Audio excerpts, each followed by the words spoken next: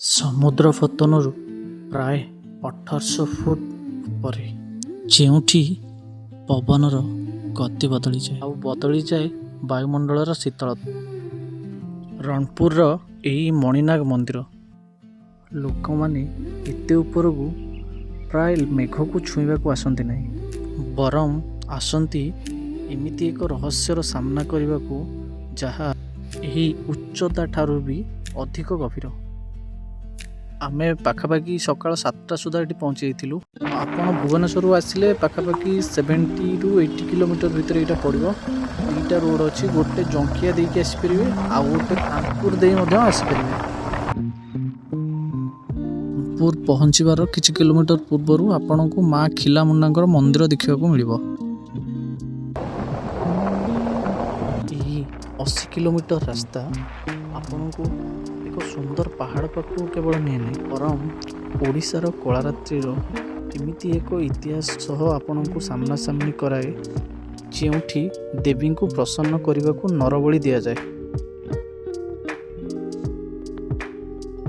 ଆମେ ଏବେ ପହଞ୍ଚିଗଲୁ ରଣପୁରର ଜଗନ୍ନାଥ ମନ୍ଦିର, ଯାହାକୁ ଦ୍ୱିତୀୟ ଶ୍ରୀକ୍ଷେତ୍ର ବୋଲି କୁହାଯାଏ।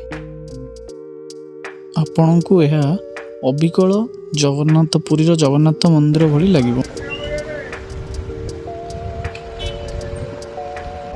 ଆମେ ଏବେ ପହଞ୍ଚି ଯାଇଛୁ ଯେଉଁ ମଣିନାଗ ମନ୍ଦିରର entrance, the foot of Maninag temple. ଆପଣଙ୍କୁ ଟପ୍ 1800 ଫୁଟ ଯିବାକୁ ହେଲେ 70ଟି ବିପଜ୍ଜନକ ଘାଟି ପାର କରିକି ହିଁ ଯିବାକୁ ପଡ଼ିବ।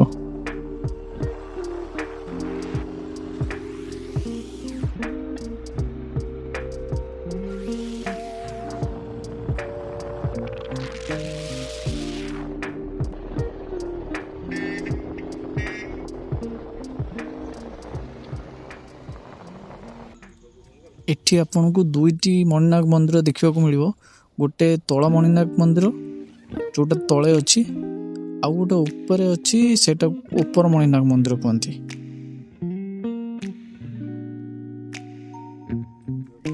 ମଣିନାଗ ପାହାଡ଼ ଚଢ଼ିବେ ତ ଜଷ୍ଟ ଆପଣଙ୍କୁ ରାଇଟ୍ ସାଇଡ଼ରେ ବଜରଙ୍ଗବଲୀଙ୍କ ମନ୍ଦିର ଦେଖିବାକୁ ମିଳିବ।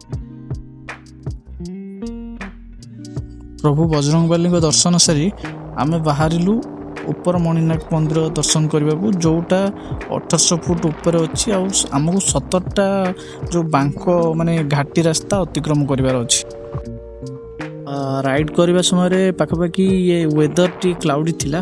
ଆମେ 7ଟା ସୁଦ୍ଧା ସେଠି ପହଞ୍ଚି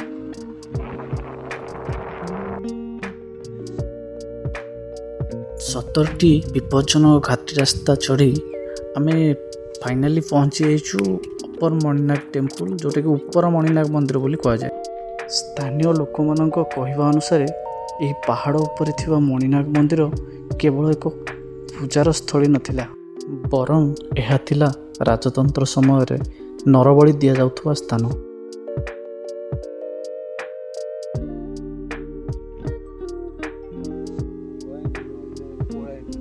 ଏଠି ପହଞ୍ଚିଲା ପରେ, ଏ ଜାଗାକୁ ଦେଖିଲା ପରେ କାହିଁ ସେମିତି ତ ଲାଗୁନି କି ନାଇଁ ଏଠି ବଳି ଦିଆଯାଏ ବୋଲିକି, କିନ୍ତୁ ଲୋକଙ୍କର ପୁରୁଣା ଲୋକ କଥା ହିସାବରେ ଆମେ ଆସିଲା ବେଳେ କିଛି ତଳେ ଲୋକମାନଙ୍କ ସହିତ, ଏଠି ଲୋକଙ୍କ ସହିତ କଥା ହେଉଥିଲୁ।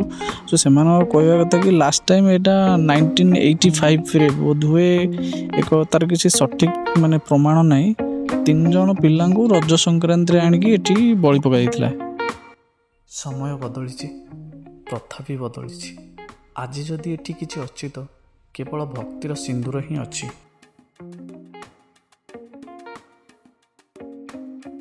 ଏବେ ଏଇ ନରବଳି ଘଟଣାକୁ ଛାଡ଼ି ଦିଅନ୍ତୁ, ମୁଁ ତ କହିବି ଆପଣ ଏଠିକି ଥରେ ନିଶ୍ଚୟ ଆସନ୍ତୁ, ଏ ଏରିଆ ଦେଖନ୍ତୁ, ପ୍ରକୃତିକୁ ଉପଭୋଗ କରନ୍ତୁ ଏବଂ ଏହାର ଯେଉଁ ସୁନ୍ଦରତା, ମାଙ୍କ ମନ୍ଦିର ବି ଦର୍ଶନ କରନ୍ତୁ।